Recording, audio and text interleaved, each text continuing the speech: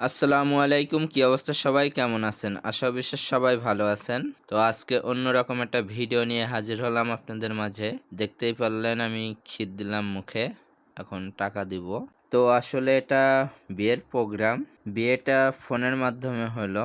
আমাদেরই এলাকার ছোট ভাই বিয়ে করলো।